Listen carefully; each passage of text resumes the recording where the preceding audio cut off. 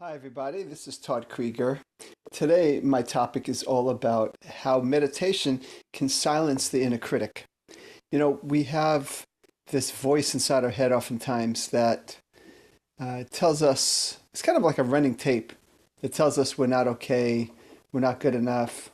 Some people heard it way too much from a parent or both parents or an older sibling or a younger sibling, and people, we take it in and people buy into these kinds of things.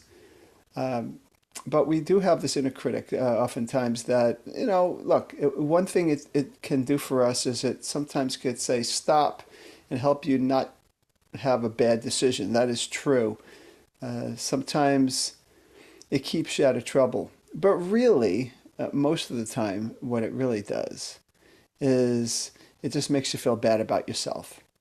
And oftentimes the inner critic is wrong. Actually, almost all the time it's wrong because there's always reasons, sometimes not in our control, why we don't achieve as much as we want. Or let's say it's really because we haven't done enough practice in something or done enough studying in something, and then we don't get a good result in the test or in a sports event or whatever the case may be, then it's kind of a warning sign to got to work harder next time.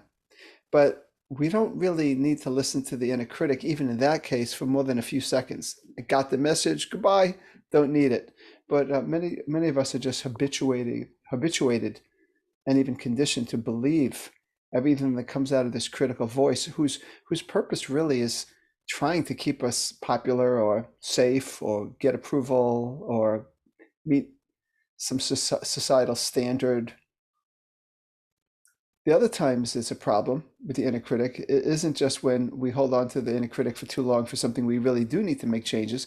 Many of the times we have an inner critic that is telling us things that we never should have felt bad about in the first place. Like if you're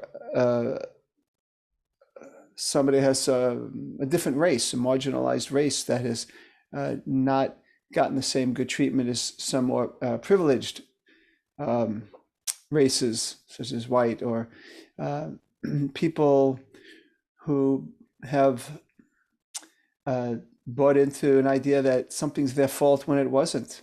I mean, I work a lot with trauma, as many of you know, and I've had people who have been abused sexually or physically or mentally, and they blame themselves. So that inner critic is actually absolutely wrong. So, what I really want to talk about is meditation and how that can really help you alleviate the inner critic. And it's such a big tool for so many things, but quieting the inner critic, it's got to be top of the heap in terms of what you can do. And why that is because when you meditate, it helps you, first of all, quiets you down so that your mind, you're more in a place to see your thoughts, and thoughts that you can see or shine a light on it, you now go, oh, look at that thought. A lot of times the inner critic is kind of stealth. It's like we just don't feel very good about ourselves.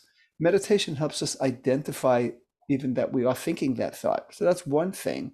That's one thing that can be really helpful, is that we can see it, and when we see it, we could challenge it.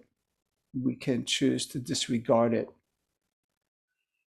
But the other thing related to that is meditation is a process where it teaches you to not get engaged and so caught up with the mind. Doing meditation, a lot of meditation is about continuing to disengage from the mind, to recognize that you're not your mind.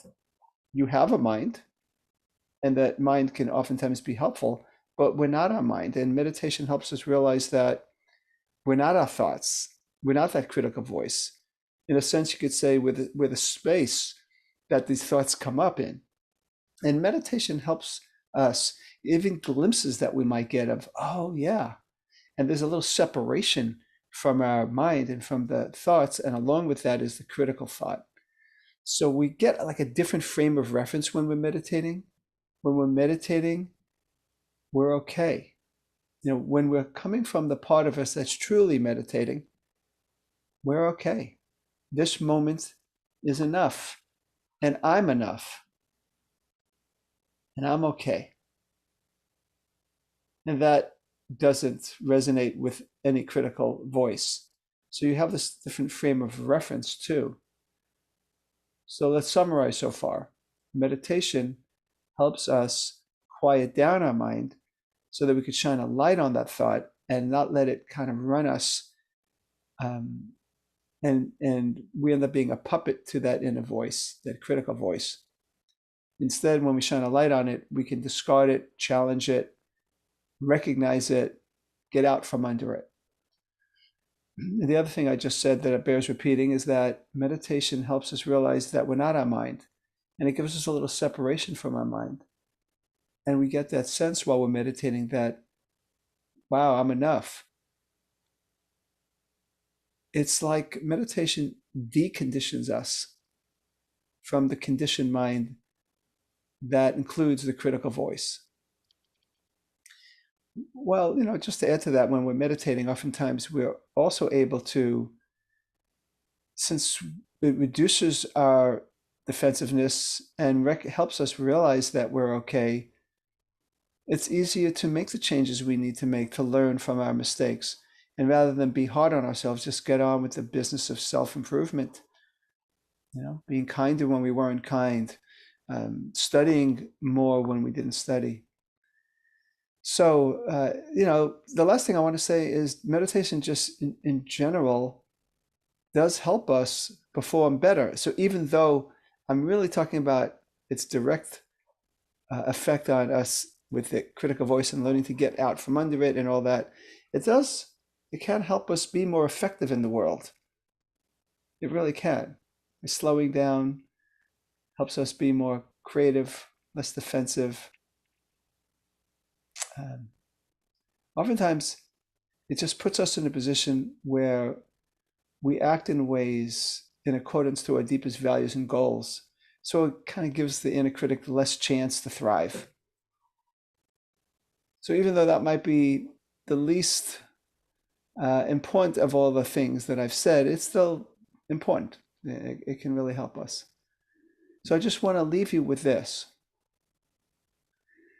Meditation done consistently most definitely will help you, just as it's helped me, quiet that inner critical voice. Meditation done diligently on a daily basis, or at least some kind of consistent basis, helps you quiet your body and your mind as a byproduct of the things that we're doing in meditation, and gives us more freedom. And what's more important than being liberated from our critical mind? This is Todd Creager, making the world safe for love.